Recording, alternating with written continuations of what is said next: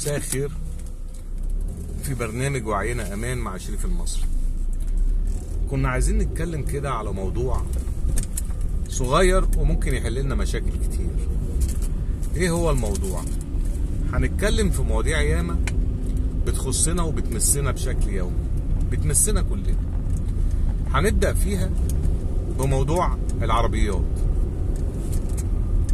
ممكن حد يكون راكن صف اول، راكن باحترام، راكن جنب الرصيف، وتلاقي حد جاء قفل عليه، يعني ركن صف تاني فقفل عليه، فلما حب يطلع ما قدرش يطلع.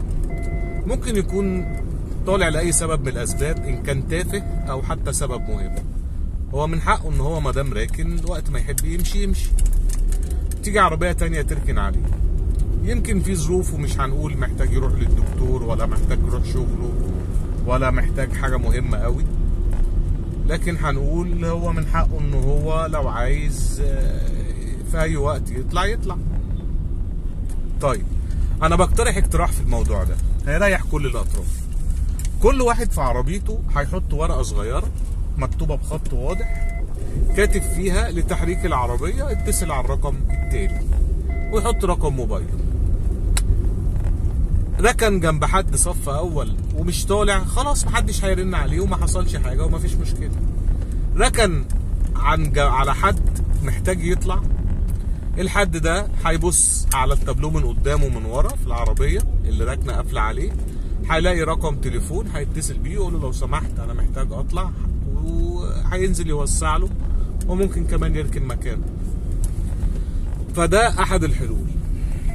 المشكلة التانية بتقابلنا أو بتقابل الناس اللي معاها عربيات، يعني الركنة.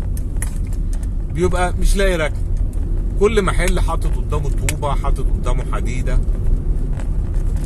احنا مش هنقدر نقول دلوقتي في المرحلة الأولانية يشيل الطوبة أو يشيل الحديد، لأن هو كمان في دماغه إن هو بيفتح بيلاقي عربية واقفة قدامه، بيعتقد إن دي كده هتقلل أكل عيشه، أو مش هتخلي الزبون يقف يركن يشتري يتفرج. كل واحد عنده وجهة نظر. طب دي ليها حل؟ دي طبعا ليها حل. ايه هي الحل بتاعها؟ مثلا من وجهة نظري ان المحل ما يحطش حاجة قدامه ويكتب انا بفتح الساعة 11 مثلا، يعني او 10 او 8 او 1 او الساعة 12 ايا كان الوقت اللي هو بيفتح فيه. يبقى انا النهاردة لو معايا عربية وعارف نفسي هنزل بدري الساعة 11 هركن قدامه، ان هو الراجل لما يفتح مش هيلاقي عربيتي.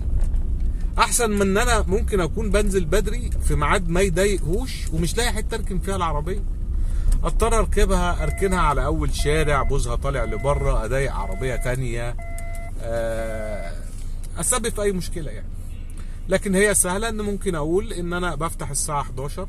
اي نعم ممكن اول مره وتاني مره وتالت مره ما يحصلش ده بالظبط يعني، لكن مع الاستمرار والتنبيه هيحصل. وانت كمان كصاحب محل يمكن يكون عندك عربية، فهتلاقي عند بيتك برضو حد كاتب على المحل بتاعه انا بفتح الساعة كذا، فانت كمان لما تركن هتخلي بالك. زي ما انت هتسهلها للناس الناس كمان هتسهلها عليك. يا ريت لو عندكم حلول تانية اضافية في موضوع العربيات وركنتها والمحلات والعربيات اللي بتقفل على بعض، تقولوها لي في الكومنتات عشان نبدأ نقترحها بصوت عالي ونشيرها مع بعض، ويبقى احنا تبنينا مشكلة وبنحاول نحلها مع بعض. متشكر جدا ليكم. كنتم في وعينا امان مع شريف المصري.